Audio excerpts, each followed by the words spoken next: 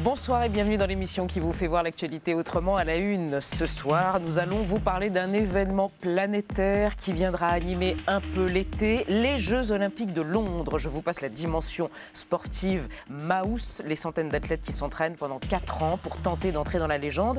Mais nous allons nous concentrer plutôt sur l'organisation d'une telle manifestation à Londres. Il se trouve que la colère gagne un peu la population lorsqu'elle voit en pleine crise les dépenses somptuaires qui sont faites. Pour donner une idée, les Jeux coûtent aux contribuables anglais 13 milliards d'euros. Et pour les seules cérémonies d'ouverture et de fermeture ou de clôture, on dépensera 98 millions d'euros. C'est du jamais vu, même chez Philippe de Coufflet.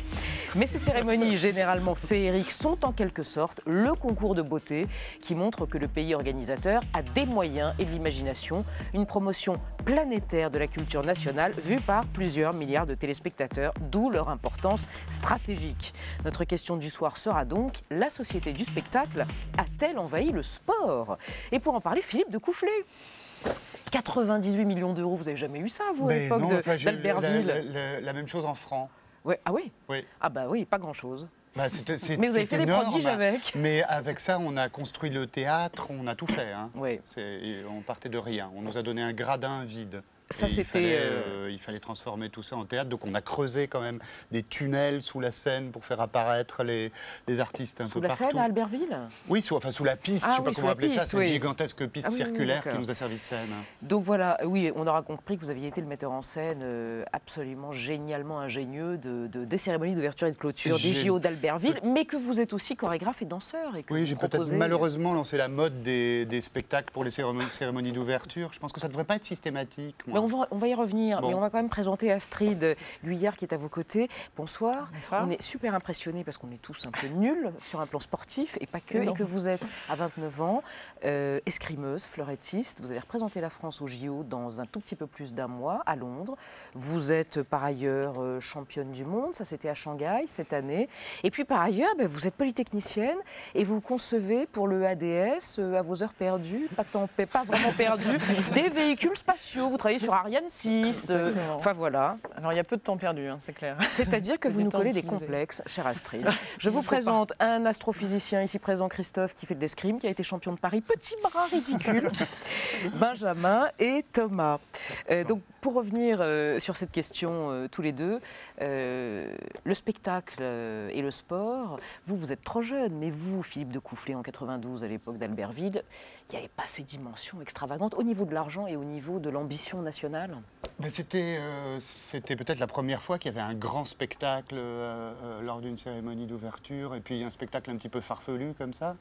Et depuis, c'est devenu effectivement comme une obligation. Enfin, maintenant, à chaque fois, il y a un déluge de couleurs, de formes, d'effets spéciaux.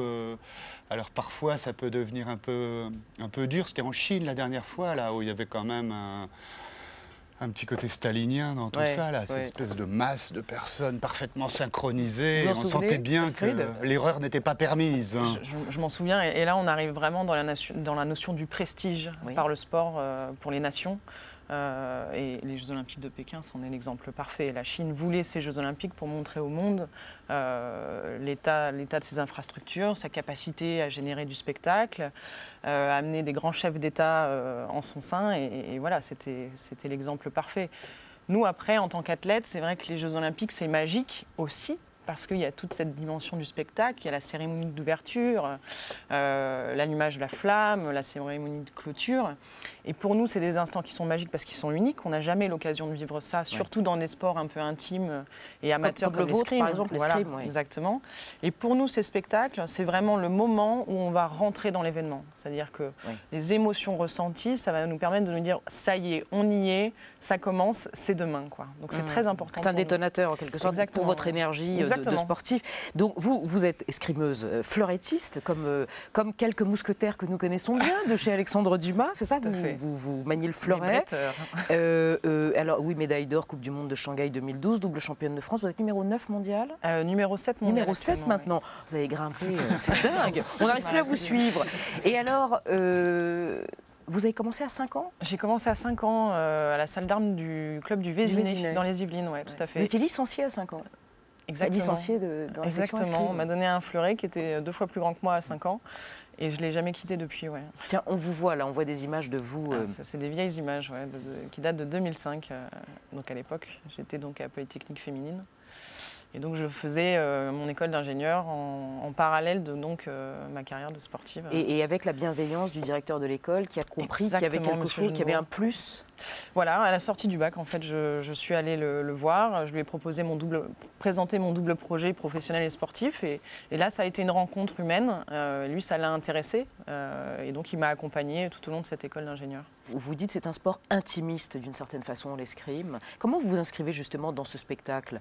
C'est ce que vous disiez, c'est le moment de l'ouverture, quand il y a des cérémonies démesurées et spectaculaires. Ouais. Là, ça y est, vous rentrez dans l'olympisme, malgré l'intimisme de la discipline. Je pense qu'un des moments le plus forts, c'est le moment où on rentre dans le stade. Donc, parce qu'effectivement, on est un sport qui se passe dans des salles, des petites salles, des petits gymnases. On n'a pas l'habitude d'une ambiance de stade. Et les Jeux, cette cérémonie d'ouverture, c'est peut-être un des rares moments de notre carrière où on va sentir un stade gronder, quoi. Et ça, au niveau des émotions, enfin, on peut avoir la chair de poule, clairement. Hein, donc, voilà, et comment est-ce qu'on rend un sport intimiste spectaculaire? C'est une très bonne question. Et moi, ça fait des années que je réfléchis à ça pour l'escrime, puisque l'escrime est un sport qui manque cruellement de visibilité, de médiatisation. Et c'est vrai que je pense qu'il y a une vraie réflexion à mener là-dessus pour le rendre plus spectaculaire, plus médiatique. Et je sais que les gens, quand ils viennent voir de l'escrime en live, me disent tous « mais c'est génial, on sent l'intensité entre les deux athlètes, il y a un suspense incroyable à travers du score. » Et parfois, à la télé, on arrive difficilement à retranscrire cette sensation. Quand Philippe de Coufflet s'est vu confier, c'était 3 ans après l'événement de Jean-Paul Goude, donc les cérémonies du bicentenaire, 3 ans après, on vous confie la cérémonie d'ouverture et celle de clôture des JO d'Albertville. C'est en 92, vous avez 9 ans. Vous vous en souvenez? Vous avez regardé la télévision? Alors, vous étiez déjà licencié. Hein, j'étais déjà licenciée. Alors bon, moi j'ai eu un rapport particulier à la cérémonie d'ouverture, c'est-à-dire que j'avais décidé petite que je regarderais la cérémonie d'ouverture quand je serai actrice des Jeux Olympiques. Ah ouais. D'accord. Je comprends.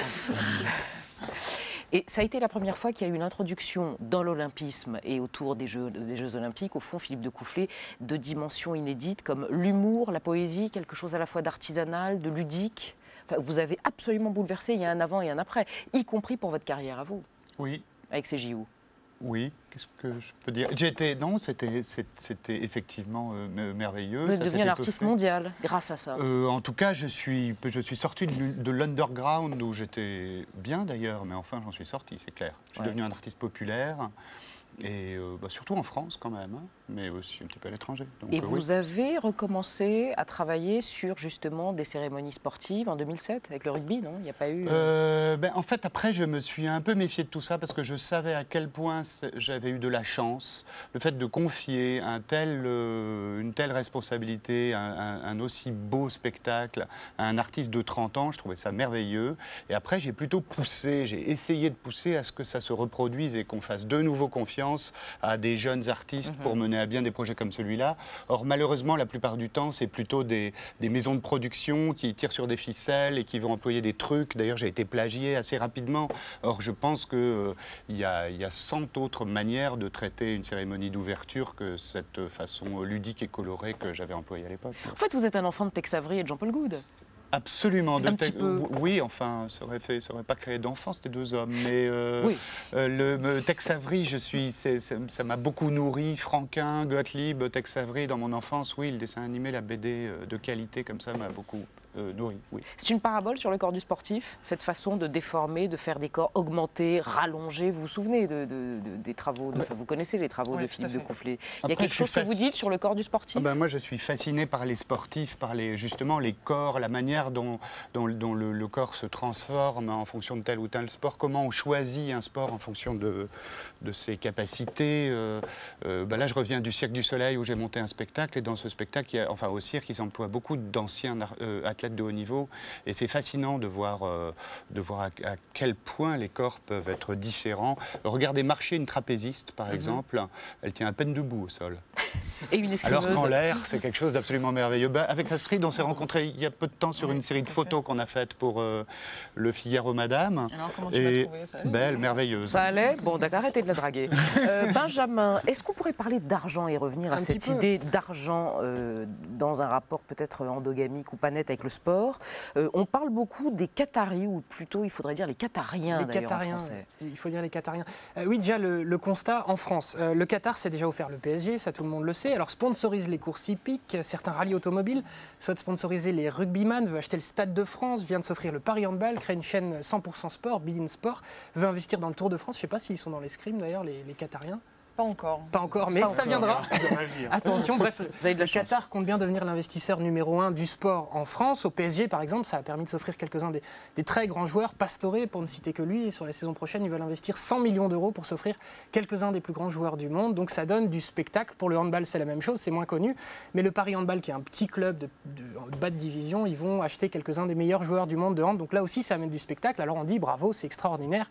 Sauf que, alors forcément, ils amènent des sous en France, mais en contrepartie, ils veulent aussi organiser des événements chez eux au Qatar. Donc ils vont organiser, pour ne citer que 2 exemples, la Coupe du Monde de foot et les championnats du monde de handball. Et là, ça pose quelques questions sur le foot. Déjà, il est question que la Coupe du Monde se joue en hiver au lieu de se jouer en été, pour une raison qui est toute simple et qu'on peut comprendre. C'est qu'en été, il fait 50 degrés minimum. Donc sur la pelouse, les pauvres, ils seraient vite crevés. Mais sauf que ça pose énormément de questions. Pour les spectateurs, déjà, il faut s'organiser, c'est une chose. Et puis surtout pour les joueurs. C'est-à-dire, la préparation n'est pas la même. Vous n'allez pas me contredire. C'est clair. Ça veut dire que les saisons de club, va falloir changer les calendriers, etc. Enfin bref, ça va mettre un cirque pas possible. Et par ailleurs, qui dit Coupe du Monde, championnat du monde, dit des dizaines, des centaines de milliers de spectateurs, de supporters qui feront le déplacement, qui devront donc s'adapter aux lois du pays au Qatar. Je vous donne une loi par hasard.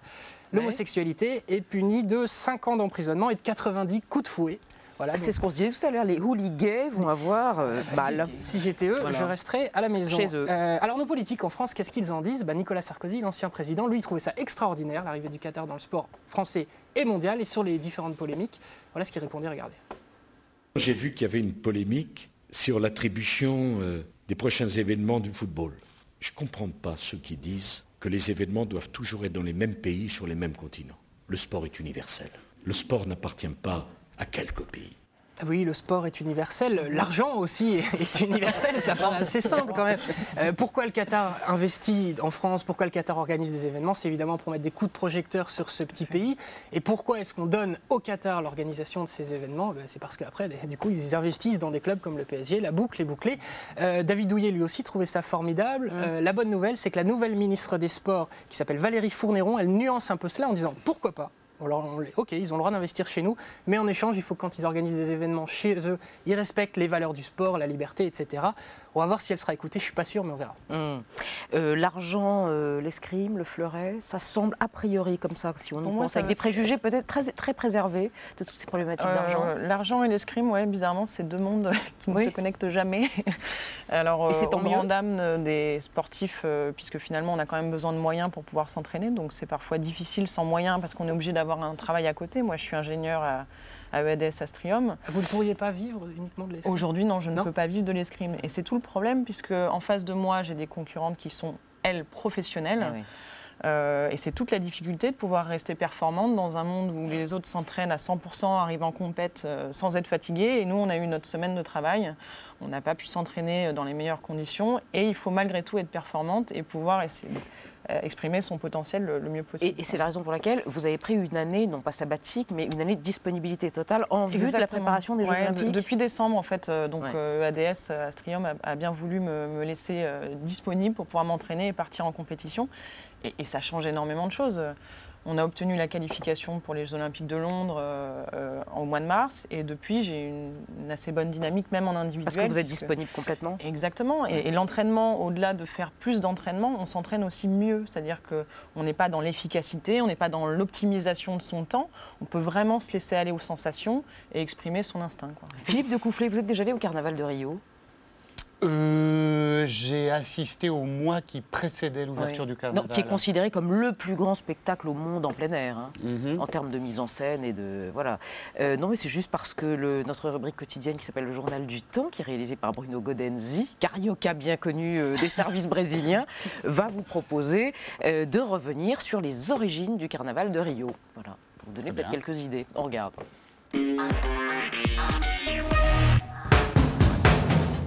La mise en scène de grands événements publics, leur organisation et leur création tout court demandent un talent polymorphe. Le travail de Philippe Découfflé pour la cérémonie d'ouverture des Jeux d'Albertville est là pour en témoigner. Mais s'agissait-il là de notre premier éblouissement? Pas exactement. Rio depuis 1899. À Rio de Janeiro, les manifestations monstres auxquelles donnent lieu les fastes du carnaval prennent l'aspect d'une véritable épreuve sportive. Pendant 3 jours et 3 nuits, sans interruption, plus de 2 millions de danseurs obstruent littéralement les avenues principales de la ville. Cette vie de samba n'est d'ailleurs pas sans danger. Le carnaval se solde toujours par un certain nombre de victimes. On a donc compté cette année 39 morts et 114 blessés graves. Mais c'est peu de choses, paraît-il, en comparaison de certaines années. Ah, c'était le bon temps.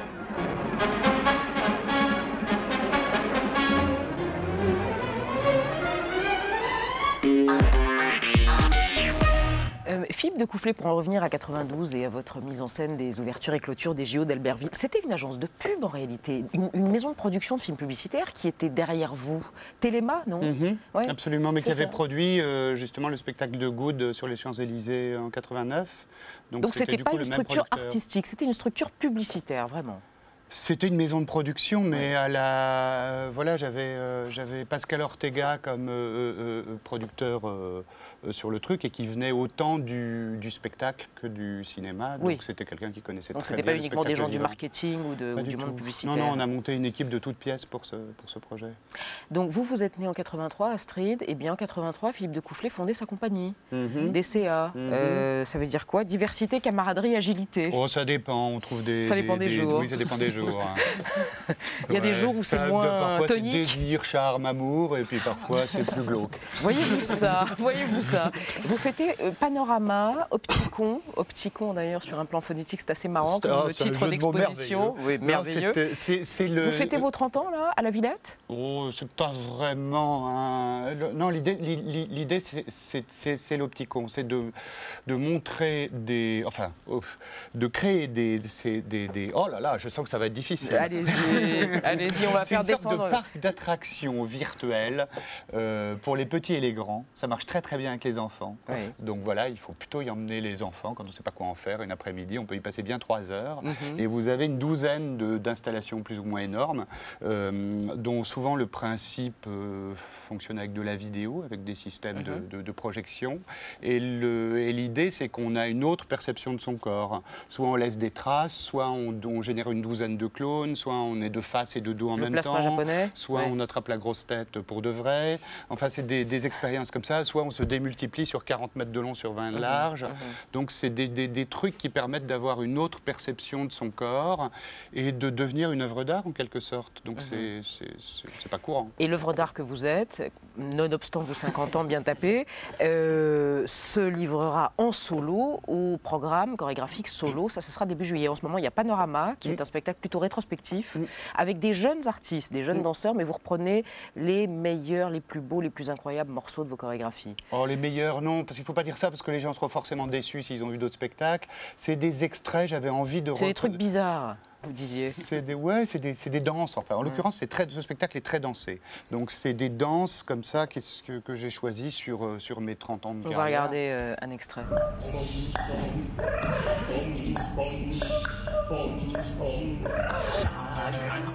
Ça bricole et ça porte, ça coince. Les fenêtres et les portes, ça trotte. Les bêtes de tout genre, ça trotte.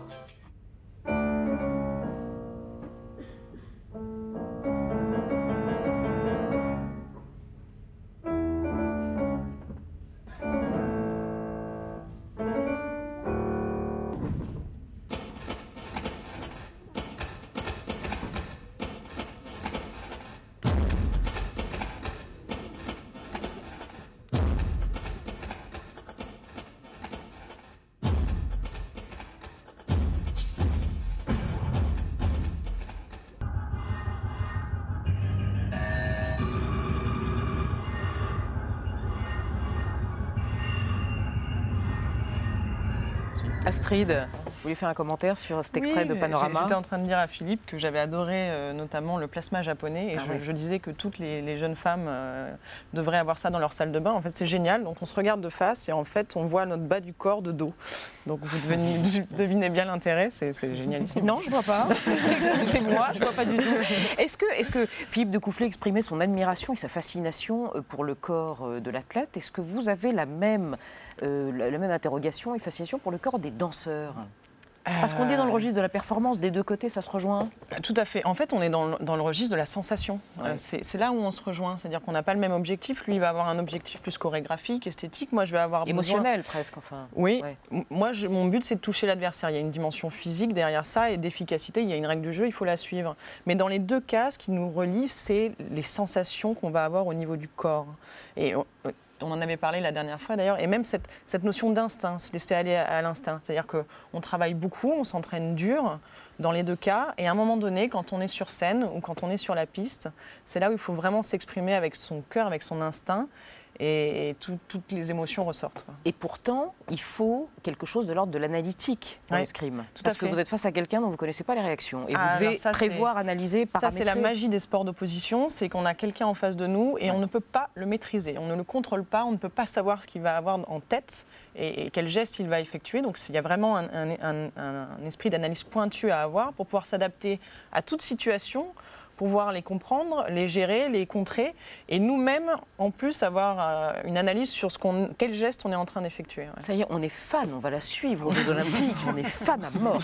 Thomas, on parle de spectacle, société du spectacle, le sport. Parlez-nous de quelque chose de l'ordre de la représentation artistique, l'art pompier. Oui, parce que la tentation pompier, c'est quand même le grand risque de ce spectacle qui envahit le sport. Alors, qu'est-ce que c'est que l'art pompier?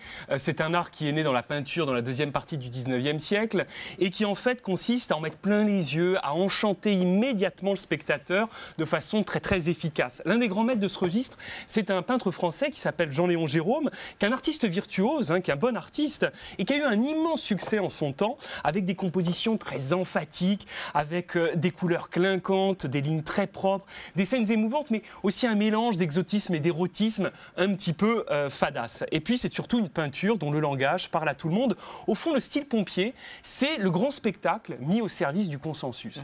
Et là, le glissement vers le mauvais goût est très très proche. La boursouflure, le toc. Je vous donne un exemple en architecture d'art pompier. Ça va être les châteaux de Louis II de Bavière. Le comble de l'horreur. Des architectures hyper théâtrales, qui n'ont pas d'autre motivation que le tape à l'œil et le caprice doré. Tenez, je vous emmène dans la chambre du roi, à RM Chimseux. Ça vaut le détour, c'est sympathique, mais un tout petit peu empoulé. C'est chargé. C'est chargé. Et c'est d'ailleurs pas un hasard si les châteaux du roi Louis II de Bavière ont servi de modèle à Walt Disney. On en arrive doucement à la parade. Et notamment, on pense au décor de La Belle au bois dormant, un de vos dessins animés préférés, Elisabeth. Mais rappelez-vous surtout... Moi, c'est Mononoke, c'est japonais, pardon. Mais rappelez-vous surtout de manière plus générale, dans les parcs d'attractions, toutes ces parades où, au nom de la féerie, de l'émerveillement, eh bien, les choses tournent à la dégoulinade cauchemardesque, à vraiment des choses très, très boursouflées. Et à ce titre, petite Madeleine de Proust, on en revient au spectacle sportif. En 1998, il y a 14 ans, en juin, l'irrésistible défilé de nos 4 géants qui sont restés dans toutes les mémoires. C'est douloureux, non, Philippe Decoufflé? Très, très, très kitsch, qu'on a gardé peut-être un peu moins en mémoire que la victoire contre le Brésil. On en rigole encore, mais allez, on les regrette aussi un peu. C'était absolument abominable, non? Vous vous souvenez de ça? C'était moche, oui. C'était très très moche. Moche. Pourquoi c'était pas vous? Mais encore une fois, ça ne m'intéressait pas. Moi, j'ai fait ça une fois et après, je ne souhaitais qu'une chose, c'est que d'autres artistes saisissent cette chance pour travailler en grand. Moi, je l'ai fait une fois, c'est un exercice de style. Moi, c'est pas mon métier. Moi, j'ai envie de faire un tas de choses, mais à différentes échelles. Je ne suis pas du tout un spécialiste des grands événements. Ça m'a beaucoup intéressé de faire ça une fois, mais voilà, c'est fait. Est-ce que vous avez déjà travaillé en tant que chorégraphe avec des vrais sportifs, c'est-à-dire faire danser des sportifs? Ça s'est produit ou ça pourrait se produire? C'est ce que je disais tout à l'heure au Cirque du Soleil, il y avait des artistes de haut niveau, mais après c'est différent. On ne fait pas les mêmes choses. Pas les mêmes disciplines. Non. Christophe Galfard, donc vous êtes escrimeur et vous vous escrimez, pardon, cher Christophe, depuis quelques mois, à essayer de nous faire comprendre les mystères et les sortilèges du cosmos. Faites-nous un petit rapprochement capillotracté entre la science et le sport. Oui, parce qu'on va parler de mouvement, un petit peu ce que vous disiez tout à l'heure, le métier d'un chorégraphe, d'un danseur, d'un sportif, c'est un petit peu d'appréhender et de maîtriser le monde qui est autour de soi grâce à son intelligence, sa sensibilité, son intuition. Maintenant, il faut se souvenir que nos sens sont évidemment adaptés à notre environnement, c'est-à-dire à notre taille, à notre vitesse, à l'endroit où nous habitons. Et peut-être qu'à d'autres échelles, au fond, la réalité sera un petit peu différente. En fait, on peut enlever le peut-être, car il se trouve que c'est le cas. À d'autres échelles, la réalité est effectivement différente. À la fin du 19e siècle, un scientifique hollandais du nom de Lorentz, pour expliquer une expérience que personne ne comprenait, a fait une découverte fascinante. Il a réalisé que l'espace, les distances et le temps peuvent se dilater et changer. Alors, vous le saviez? Non, mais elle a l'air de tout ça. Ah ouais, ok, cause toujours. Je vais vous parler à vous. Hein. Voilà. Qu'est-ce que ça veut dire que l'espace et le temps se dilatent? Quand vous achetez une montre, avec Astrid, disons, vous achetez une montre ensemble et vous allez vous balader n'importe où sur Terre. Pour peu qu'elles aient été synchronisées à un moment donné, elles vont le rester, à moins qu'elles ne marchent pas. Mais si elles marchent, elles vont le rester. Si vous achetez des échasses pour un spectacle qui font 2 mètres de haut et que vous les amenez à l'autre bout de la planète, elles vont continuer à faire 2 mètres. Mais ça, c'est parce que nous voyageons à des vitesses qui correspondent à qui nous sommes, à notre réalité. Si vous vous mettez à aller très vite, disons par exemple 97% de la vitesse de la lumière, alors là, ça change. Même le temps. Imaginez, vous avez 4 années pour préparer les Jeux Olympiques, vous décidez de les préparer dans une fusée à 97% de la vitesse de la lumière. Le jour où vous revenez, manque de peau, votre calendrier dit que vous êtes parti 4 ans, votre visage dit que vous êtes parti 4 ans. Sur Terre, personne n'est d'accord, tout le monde dit que vous êtes parti 20 ans. Le temps sur Terre se sera écoulé pendant 20 ans. C'est un petit peu pareil pour les distances. Ah, on a fait une jolie projection dans le futur. C'est encore mieux. C'est pour ça qu'ils n'ont pas voulu me montrer les images avant. Vous prenez vos échasses de 2 mètres de long. Si vous les emmenez à une certaine vitesse, vous pouvez les faire rentrer dans une boîte qui fait 1 mètre de long sans plier vos échasses, sans les casser, sans rien du tout. Elles vont rentrer à l'intérieur. C'est ce qu'on appelle la dilatation des temps et des distances. C'est la base de la relativité restreinte de votre ami Einstein, que vous connaissez bien. Et c'est un petit peu cette réalité qui nous entoure dès qu'on atteint des vitesses supérieures. Alors, est-ce que l'astrophysicien que vous êtes peut expliquer pourquoi dans le sport, par moment, on a aussi cette sensation d'avoir une certaine distorsion du temps À quel moment? Quand on fait une action, par moment, on a l'impression que les choses se passent quasiment au ralenti et qu'on va être capable de fractionner la seconde. C'est assez étonnant. Je pense qu'il faudrait plutôt demander à un neurobiologiste qu'à moi. Mais en revanche, si jamais on obéissait à des vitesses, si on baladait à des vitesses supérieures aux nôtres, pour faire de l'escrime, ce serait délicat, vu que le fleuret deviendrait plus petit et l'adversaire deviendrait minuscule aussi. Ce serait compliqué. Distorsion du temps, c'est quelque chose que vous éprouvez quand vous dansez, comme vous allez danser solo, par exemple? Parfois, oui, bien sûr. Astrid en parlait bien. C'est vrai que parfois, quand on est dans quelque chose qu'on maîtrise et qui est particulièrement pointu, le temps se dilate. Mais ça, tout le monde l'a vécu. On vit tous ça, des sensations de dilatation du temps. Mais ça, ce sont des sensations. C'est un temps perçu par notre cerveau. Un temps personnel. C'est pas le temps réel qui s'écoule autour de nous. Est-ce que vous êtes objectivement mégalomaniaque en reprenant par exemple solo? Vous l'avez dit, vous avez dit, oui, je suis un peu mégalo. Oui, sûrement, mais je pense qu'il faut l'être un petit peu pour faire ce métier, accepter de se mettre en avant. Il faut l'être un petit peu, oui. La mégalomanie, dans votre cas, est quelque chose aussi comme...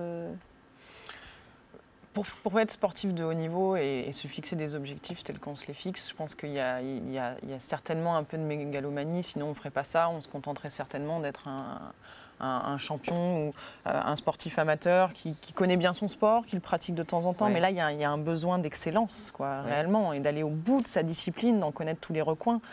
Il y a certainement un peu de prétention là-dedans, je ne sais pas. Et d'être vu et reconnu? Alors en escrime, être vu, déjà c'est tous les 4 ans, alors comme ça on est tranquille. Et la reconnaissance, en fait, on s'aperçoit au fur et à mesure d'une carrière de haut niveau qu'elle vient souvent de nous-mêmes. Merci à tous pour ce débat sur le sport et le spectacle. Les JO, c'est donc du 27 juillet au 12 août. Vous partez là-bas le 24 Le 23. Très bien, le 23. Et vous? Je tire en individuel le 28 juillet et par équipe le 2 août. À suivre à la télévision, Panorama et Opticon, on adore, à la Villette. C'est en ce moment. Et Solo avec Philippe Decoufflé, c'est du 4 au 14 juillet prochain. À suivre sur Arte ce soir, le 3e et 4e épisode de notre série totalement addictive, Orgueil et Préjugés. On se retrouve demain, même heure, avec l'artiste française Sophie Calle. Bis morgen, tchuss.